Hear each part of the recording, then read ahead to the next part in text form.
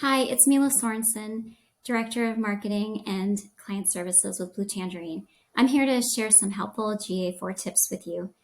I've heard from a lot of my clients that they're having trouble with GA4 getting the data out of the reports, knowing where to navigate to find the data, and just having some basic tracking issues. So hopefully these two tips will help with both of those issues.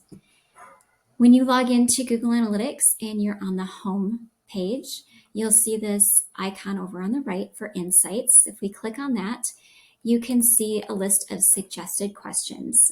These are some common questions that you can click on, like how many users did I have last week, and it'll bring the data right to you rather than having to go and search for it within the reports.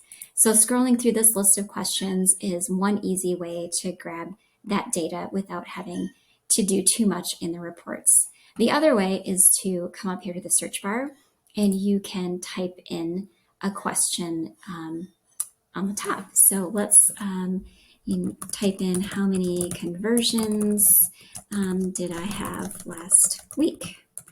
And once you type that in and click enter, it will show you the answer to your question if it can find it. Otherwise, it might show you other information, either other reports that you can go to or some other helpful tips. So this is a couple of ways to use these insights. And the other way is if you scroll down the page, again on the home page, you'll see insights and recommendations. And these are actually insights that Google has detected. For example, there was a big drop in users in October, and so you can see that here, or any custom insights that you might have created. So let's create a custom insight so that we can be notified by email when something doesn't look quite right. So I'm going to go back over to another account here.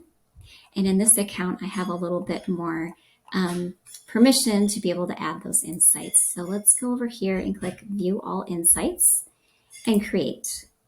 And this is where Google will suggest some different insights that you can use. These are common ones. The one that I like to use, anomaly in daily users, will tell me if there's something abnormal going on with the number of users that come to my site. So let's go ahead and click Review and Create. And here you can set the frequency for how long you want the evaluation period. So I'm going to say on a daily basis. And then what metric and what the condition is for the alert. In this case, it's set up for 1 day total users has an anomaly. I like to change this to total users. And instead of relying on Google to detect an anomaly, I'm going to be a little bit more specific and say that the percent change is more than 50%. And I'm going to compare that to the same day last week because I usually trend very similarly dated on the same day the previous week. But you can set these values however you'd like. You can give this insight a name. I'm just going to leave that. And then at the very bottom is where you can type in the email addresses that you'd like to receive alerts when this criteria is met. And once you enter that, you scroll back up to the top and click Create, and then your custom insight has been created. You can always manage these custom insights here, and then you can edit them, delete them, and of course, you'll want to add more as well. So I hope this tip has been helpful for you.